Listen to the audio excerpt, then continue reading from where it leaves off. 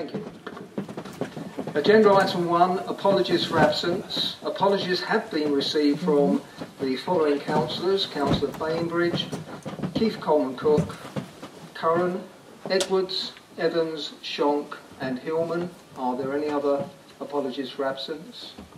Mr. Chairman, Councillors Della, Glenn Coleman-Cook, Grove and Tennant. Councillor Piper, did I see your hand up? Thank you, Mr. Chairman. Councillor Roy-Potts. Thank you. Agenda item 2, declarations of interest. Are there any declarations of interest? In that case, we can move on to the main agenda item, which is agenda item 3, revisions to delegations. I call upon Mr. Howes, Director of Corporate Governance and Monitoring Officer. Mr. Howes. Thank you, Chairman. This report is brought to Council following the decision on the 15th of October not to declare a vacancy in the Margate Central Ward. That position is untenable because it places the Council in breach of its statutory obligations to declare a vacancy. In order to move matters forward, the proposal before members tonight is to delegate the authority for declaring vacancies arising under Section 86 of the Local Government Act 1972 to the Chief Executive. Thank you, Chairman.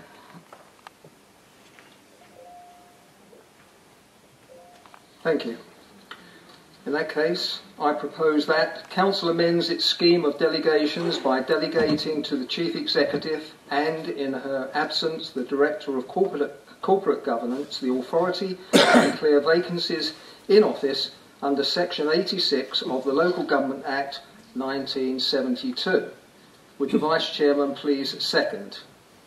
Second that, Chair. Councillor Bainbridge.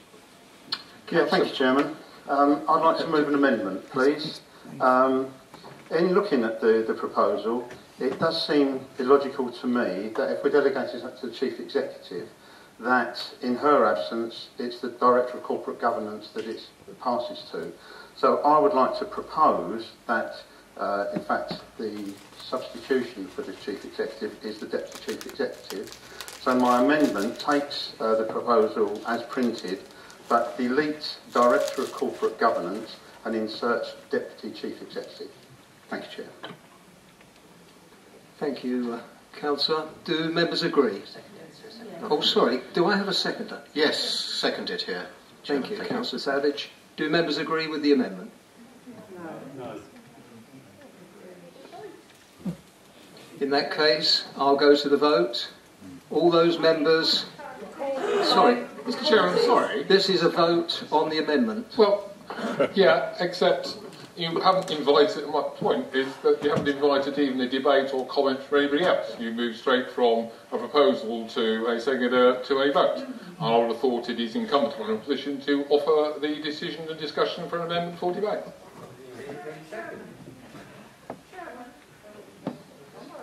In that case, we'll debate, and we are debating the amendment.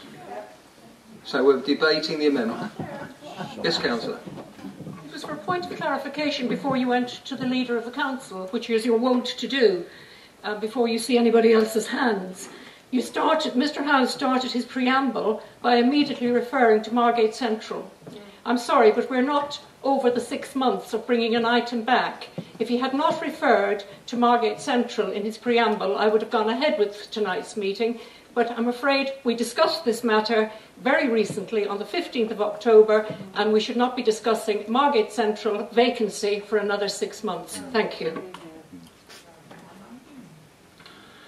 Sorry, we are not discussing the Margate Central vacancy. You're quite right. What we're discussing is the delegation of powers to the Chief Executive and the Deputy Chief Executive. I was merely explaining how we got to this position. Thank you. Right. Do we wish to debate the amendment?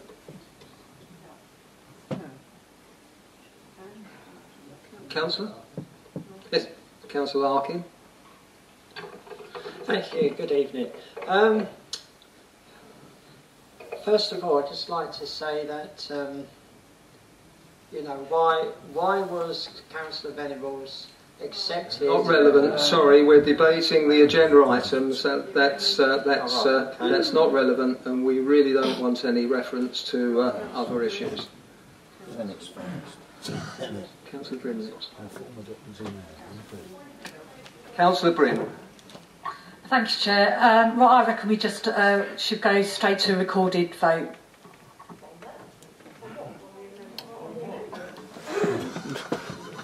Councillor Fenner was next. Thank you. I would just like to say that for me, this amendment doesn't really change anything that is at debate tonight, considering the delegation of power to a non-elected member. So I will be voting against this amendment. Thank you. Councillor Campbell, do I see your hand up? Yeah, thank you, Chair. Yes, it's about the viability of a post of Deputy Chief Executive. I mean, if we're actually delegating to the Deputy Chief Executive, there was a time not so long ago when we actually got rid of the post. There was no Deputy Chief Executive, whereas the original proposition is to a post that constantly and must by law exist. Now, the problems that we could face if we do delegate to the Deputy Chief Executive, at a later date we may actually decide that we do not need a Deputy Chief Executive anymore, as we have done quite recently in the past. Therefore, I think that what we're doing is we're putting our council into a situation that is less stable than it would be under the original proposition. I think Councillor Johnson and then Councillor Matterface. Councillor Johnson. Thank you very much for allowing me to come back. We have a constitutional working party, and usually when such decisions and amendments are required, they go to the constitutional working party, they then go to the standards committee, and if we endorse them, they then come to full council. In all my experience, that has been the system of this council. The purpose of a monitoring officer is to ensure, obviously, lawfulness and fairness. And what we have seen recently in this council is anything but fair to the electorate in my ward. I will not go into detail, despite the fact the monitoring officer has referred to that situation. I think we're wondering, Councillor Johnson. So I'm not wondering. I will be wondering in May. Thank you very much, but I'm not wondering tonight. What I think is this amendment was thrown very quickly in to scupper us. I will be opposing the amendment, and I will be opposing in its entirety giving such strong delegations to one officer, which could affect all of us, all 56 of us as councillors, where we wouldn't know why someone was disqualified, we wouldn't know why a vacancy was declared. We have always been able to declare a vacancy and a casual vacancy at full council if needed, but there would always be an explanation. We haven't been doing it in recent years. Can we wind up, Councillor Johnson, the wind-up is that if you need to know there's a vacancy, you have to look on the board outside, in the window outside. I'm totally opposed to the amendment, which is obviously quite a slippery way around. Are you referring to the amendment, Councillor? I am speaking to the amendment. You seem to be wondering. If the original proposition failed, there'd be no need for an amendment. The amendment is to try and scupper us voting on the main text of this, which I'm totally opposed to. Here. Councillor Campbell, did you want to come back? In that case, sorry, Councillor Matterface. Thank you, Chair, but my point hasn't been adequately covered by Councillor Johnson. Thank you. Councillor Piper, and then Councillor Wells. Thank you, Mr. Chairman. Just on this amendment, and perhaps I could ask for a clarification. If the amendment has passed, I'm not quite sure I understood my colleague's comments. If the amendment is passed, we still have to go back to the substantive issue, don't we? Okay. On the amendment only, it seems to me personally to make perfect sense to have a legal mind, which is no disrespect to our Chief Executive, but I've no idea whether she's legally trained or not. It would seem to make, as Councillor Campbell says, perfect sense to have a legal officer as the fallback position, if I can put it that way, but I'm speaking solely to the amendment.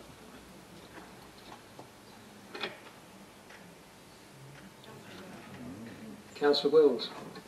Yes, Mr. Chairman, thank you. I'm glad we had a debate. It hasn't been terribly informative. I sound fairly relaxed about the amendment. It is clearly the government equivalent of rearranging the deck chairs on the Titanic. Thank you.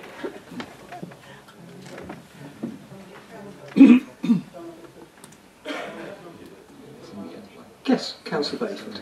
Sorry. Thank you, Chairman. I mean, I get called lots of things, but slippery is a fairly recent one. But there was no intention to do that. I mean, this amendment arose simply because a number of people contacted me and suggested that it was kind of illogical that if we have a deputy to the chief executive, in the absence of the chief executive, that person carries out the functions she would have carried out. And to be quite honest, I don't see how a legal mind is necessary in this, because what we're talking about here is a legally required administrative function that takes place when de facto a vacancy arises. So I'm really not sure what all the fuss is about. But there you go.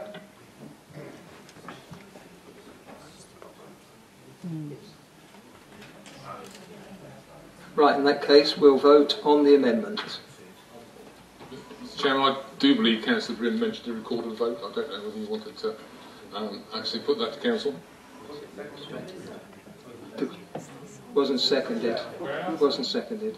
So, those in favour of the amendment?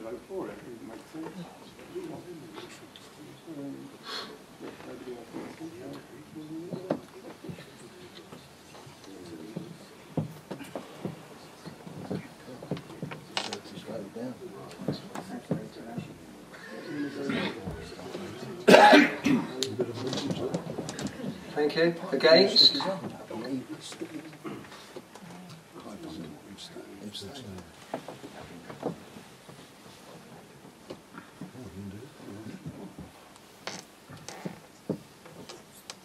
Abstentions?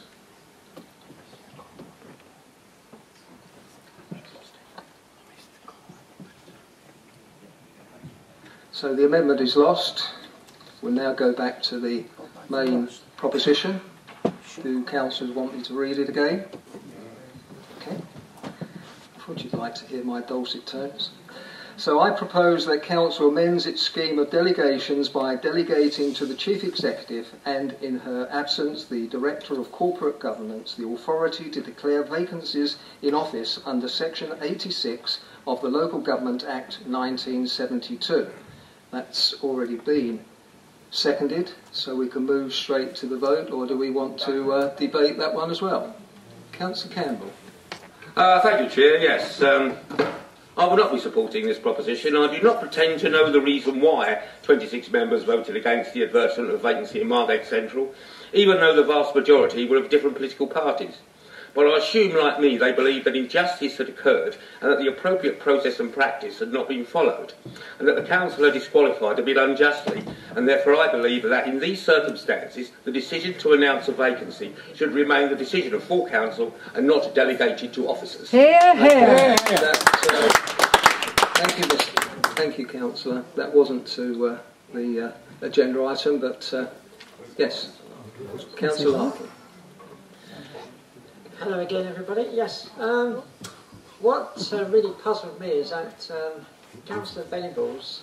No, we're not talking. They're totally different. We're talking to the. That's nothing to do with the item on the agenda this evening. That's a totally different. No, sorry, that's a totally different matter. That's what's instigating all this. No, not at all. Councillor Constantine.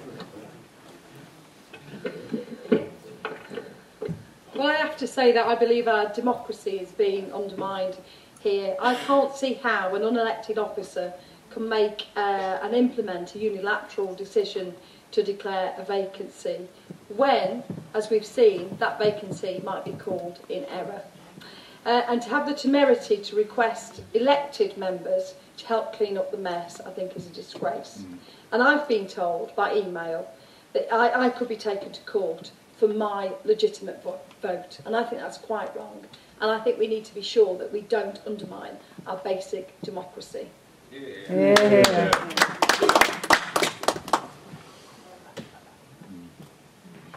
Councillor Bayford. Right, thank you, Chairman. I will be voting for the motion tonight. No secret about that.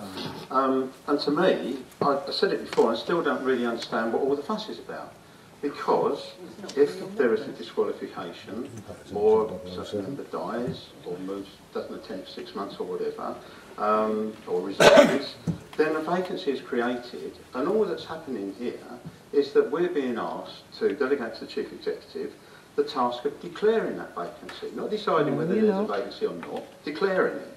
So, to me, it's a simple administrative, legally required action that sensibly just gets carried out automatically. Now, Borough Room lawyers have been working overtime this afternoon and pointing out that if we pass this tonight, we'll be out of step with Dover District Council. And they're absolutely right, we will. However, we will be in step with Medway Council, with Maidstone Council, with Ada and Worthing Council, West Berkshire, and I could go on. The fact is, to me, I think this is a very sensible thing to do, streamlines the work of this council, stops the politics coming into what is a very simple, legally required administrative function. So I will definitely be voting for it. Thank you, Councillor Bayford. Councillor Johnson. Thank you very much, Chairman. As I've previously said, I will be voting against this, mostly because of my experience of this council, but also under 1.1, in the introduction to this, it refers to a vacancy in office where a councillor ceases to be qualified as a member, becomes disqualified for being a member, or ceases to be a member by reason of failure to attend meetings. It has to be someone's information, perhaps with outside council advice, that we should be seeing in writing how someone becomes disqualified. I don't think it should be the opinion of one person, albeit the elevated chief executive of the council, to decide what makes a person disqualified. Being disqualified can be that you've gone to prison, you've done something dreadful, or being disqualified could be that you were seconded to a job where you were told by that council you were perfectly entitled to take that job. I think we're going over old ground. And not the at all. I'm not referring to anything that's happened recently. But disqualification seems to be used against somebody. Mike, this is nothing to do with the disqualification, as has been explained. It says in the report, it was a reference to previous events. It's referring exactly. We wouldn't be here tonight if someone had been declared disqualified by officers unknown who have not been suspended yet. Thank you. Councillor Fenner.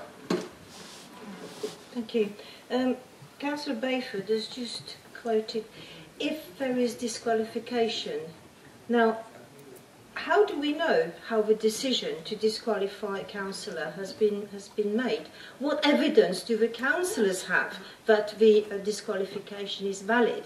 If we're going to go immediately to delegated powers to the chief executive, I don't see that as part of this evening's agenda item. Delegated powers to the Discussion chief elsewhere. executive are exactly what I'm talking about, because us councillors would not be in that situation, given the evidence, what backs the decision to disqualify a councillor. I don't think I've seen the evidence. I don't think any of the council has. That is exactly the point. That is a totally different item that's outside this chamber, being dealt with by other courts, not this one.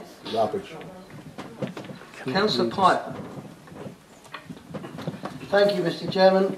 I sincerely wish we were not having this debate tonight, but circumstances have led us where we are today. It is important that we only debate the agenda item that's in front of us.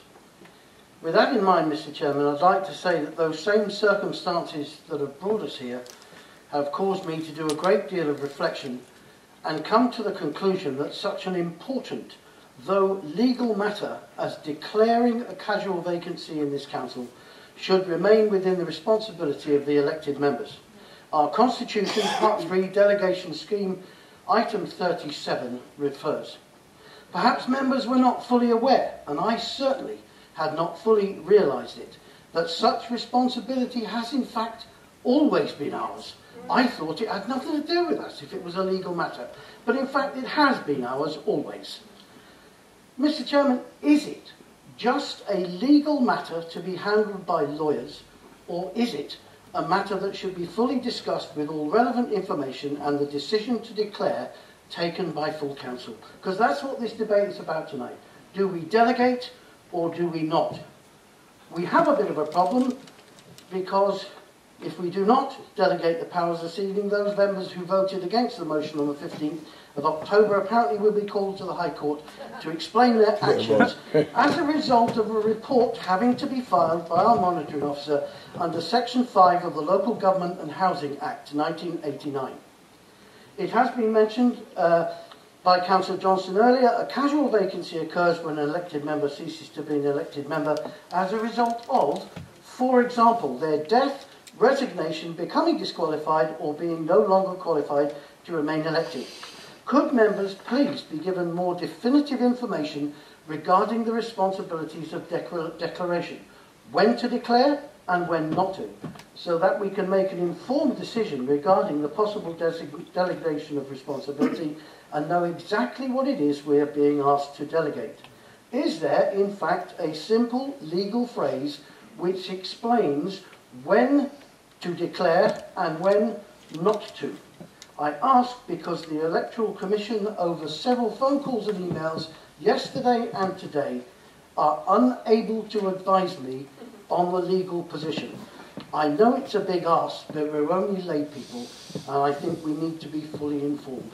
Thank you, Mr. Chairman. Thank you, Councillor Piper, and I'm informed that will be the subject of a totally separate members' briefing. Councillor Constantine, you've spoken once. Do we have a new item to discuss on the agenda item? Thank you, Chair. You're always very harsh with me, Chair. I'm not sure I always deserve it, actually. But I just wanted to say that both staff and Councillor public... Constantine, I've been told you've spoken on this agenda item previously, so can you please sit down? Thank you. I just want you to know that both staff and public feel that too many powers have been handed to the Chief Executive. Thank you very much. Noted. Councillor Wells, I'd like to move on to the vote as soon as possible. Sure you will, Mr. Chair, and I'm sure I won't give many headaches at all. The phrase that stuck in my mind from the emails we've received was that the legal requirement is to declare a vacancy as soon as is practicable. Yeah, oh, sorry, you're shaking your head at Mr. House. Do you want me to read back your email that includes that phrase? So, forthwith, so can you please give me the correct phrase and I'll use the correct phrase? The vacancy will be declared forthwith.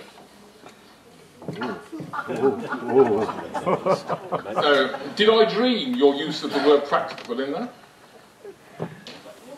It looks like I did. Okay. Well, in my dream, your email mentioned practicable. And if the constitutional requirement is that members approve, then presumably within that definition of practical is being able to secure a majority. And the grubby truth about our presence here tonight is that actually we are being asked to make a decision because it would appear that the correct vote wasn't undertaken. It reminds me of something that's going on at a national level and requirements to keep voting until the right vote comes up. Yeah. If that is the situation, and if we have a forthcoming piece of training to assist us in this decision, it's asking an awful lot of us to make that decision before we have been properly and fully trained, when we will be practicably prepared for the decision. It's not training, it's a briefing. Councillor Matterface. Thank you, Chair.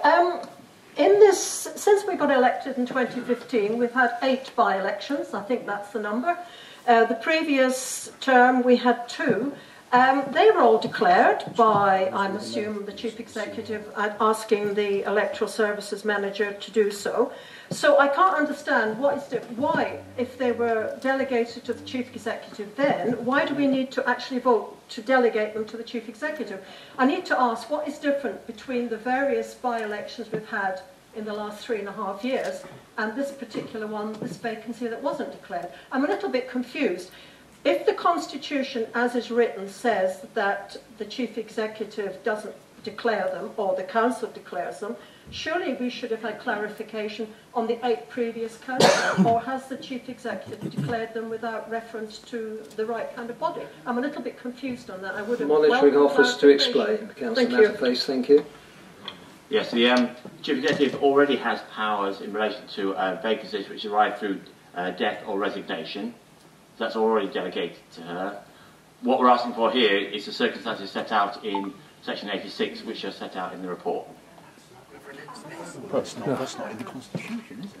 But there's two. You haven't, I'm sorry, but you haven't answered my question. Because we have had members disqualified for not attending for 6 months. No. No? We did have a...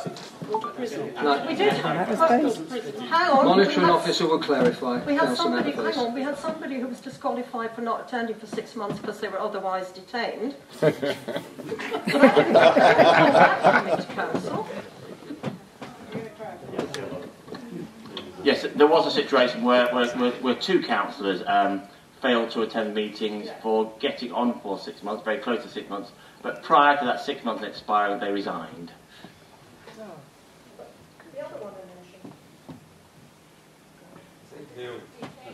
The one who was otherwise detained at Her Majesty's pleasure. I mean, that vacancy was declared, and I don't recall the actual circumstances of that one. That's before the memory banks of perhaps Councillor putting Wells will clarify. one brain cell each together, I think he did resign before it came before full council. Thank you. Okay, we'll move to the vote. If we can move to vote now. All those in favour of the original proposal as read out? Oh no, darling, well done.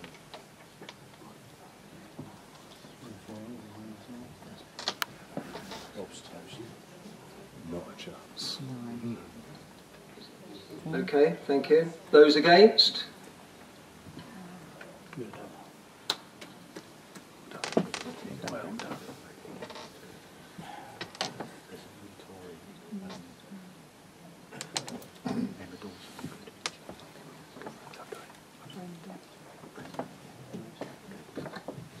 Abstentions?